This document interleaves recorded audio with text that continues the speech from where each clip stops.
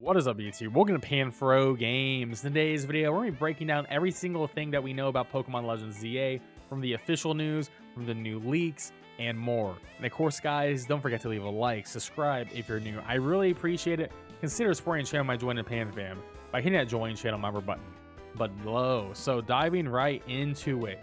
So we know the game is going to be taking place in Lemoyne City. This was confirmed by the official Nintendo account on Twitter. This is also confirmed via the press release page on the Pokemon website.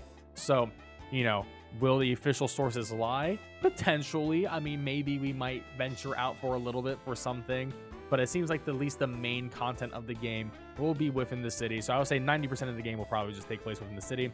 Now, some people are like, how is that possible? Well, if you have played other video games, other RPGs, that is very possible. I mean, something like Cyberpunk takes all place within Cyberpunk, the city, and also takes place within the outside area of it, like the desert area, which is still counted as the city. So also GTA does this, and a bunch of other RPGs and games do this. So it's cool to see Pokemon actually make a per scale city instead of having like a Pokemon style scaled city, where a Pokemon city is like, oh, there's like 5 towns and like 7 NPCs and there's not really much going on. Having a full-fledged city would be really cool, and it does seem like we might be redeveloping the city, so it would make sense to have, different areas that will be a little bit more unique, have different biomes to them.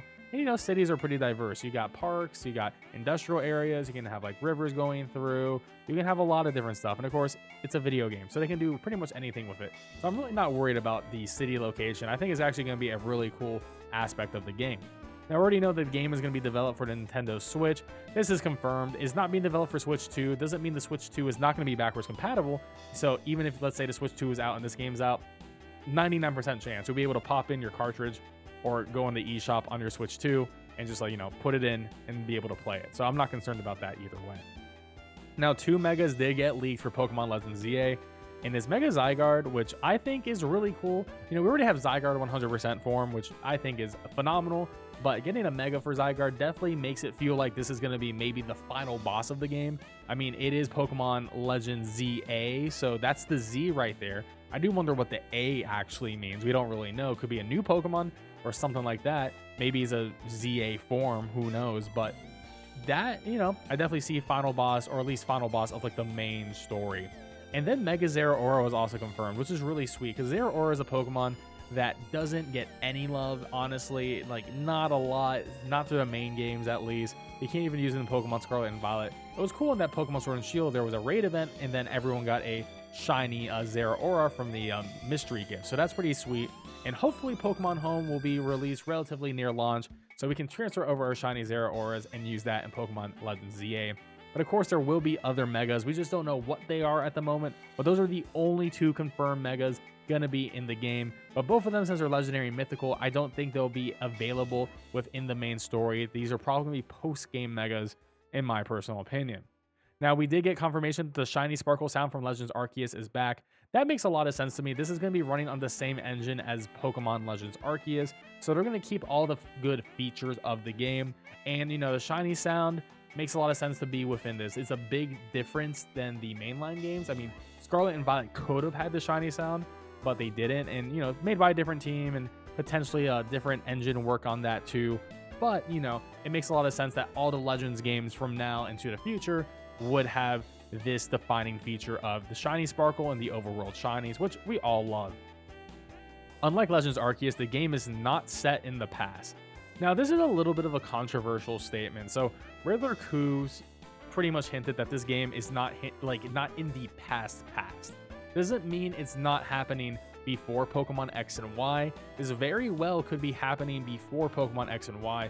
But when they say not in the past, they mean it's not going to be like a Legends Arceus where it's like 150 years before, where it's like a completely different culture, lifestyle. The whole map is very different, because we did learn that Hisui actually just turns into Sinnoh from the Pokemon League, so it is confirmed. And we did get the confirmation that it was 150 years before the events of Diamond, Pearl, Platinum. So, not gonna be ancient past or long ago in the past. It could still be before the events of X and Y. Of course, it could just happen right after the events of X and Y. or it could be in the far future. We just don't know, but it's not going to be an ancient game. So that is confirmed from Riddler Coup. The art style is similar to Scarlet and Violet. That doesn't really mean too much to me. I guess it just means that it's not going to be that sort of beautiful watercolor style to, like Pokemon Legends Arceus has, which I do think is a little bit disappointing, but I think that's fine because X and Y is definitely a different theme than something like Legends Arceus would be, because that was much more heavier on the Japanese themes. So there is a current build of Pokemon Legends ZA that's out. There's one leaker who has it. He said he's played it. He still has performance issues similar to ZA.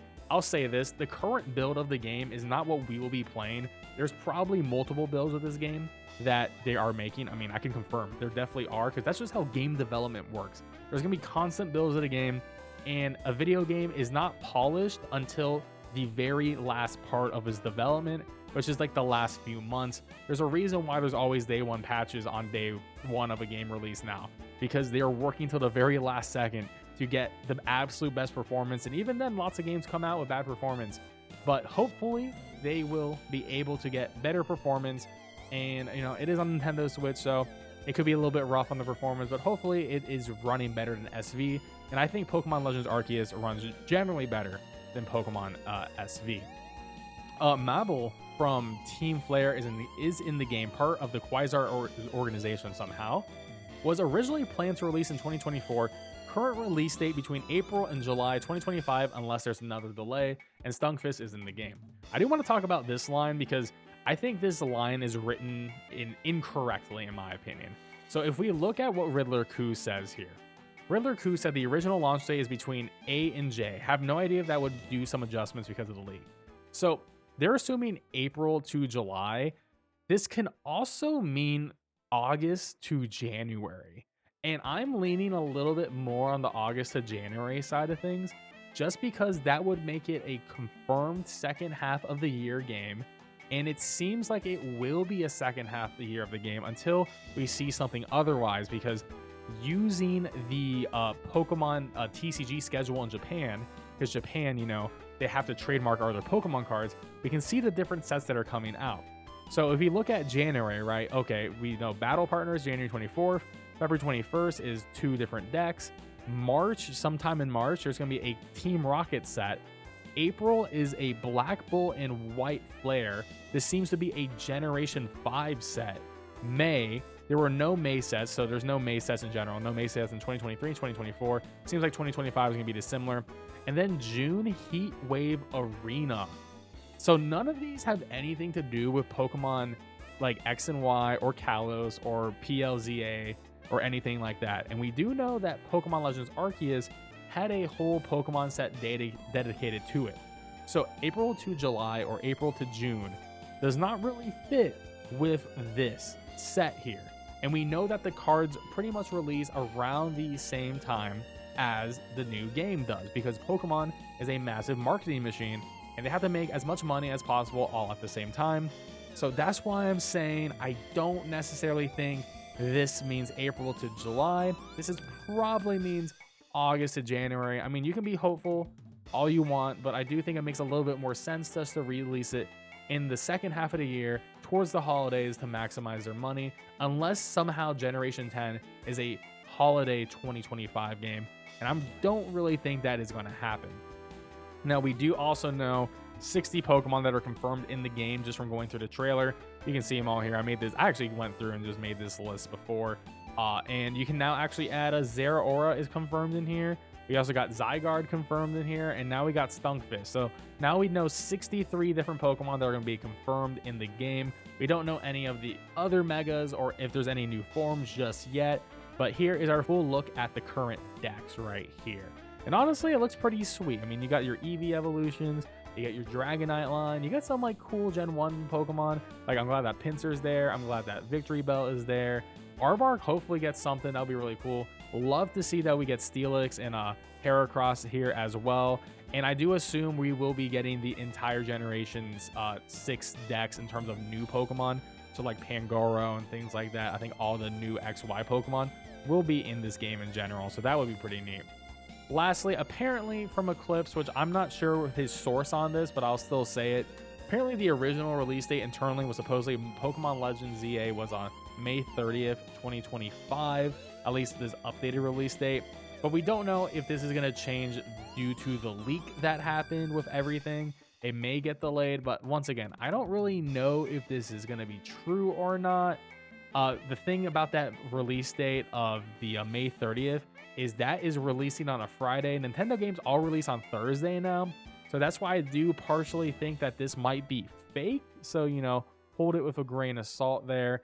But I just don't think that's personally real. But I just wanted to report on it. And lastly, Riddler Coup put out a new mega puzzle. He said this is an encrypted puzzle that is encrypted 3 times and it has to do with numbers. I'm going to let you know. I have no idea what this means. This does not mean any of these Pokemon are getting a mega or anything like that. He does confirm it is a puzzle and it only confirms 1 new mega, not necessarily any of these Pokemon on the screen getting a mega. But hey, if you want to try to solve this, try to solve it. I would love to hear your responses. Anyways, guys, don't forget to leave a like, subscribe if you're new. I really appreciate it. And of course, I got merch that just released, so check it out. We got some PanFro Games merch, so check it out, buy it. It looks great. It's awesome. Anyways, I'll see ya. Peace out.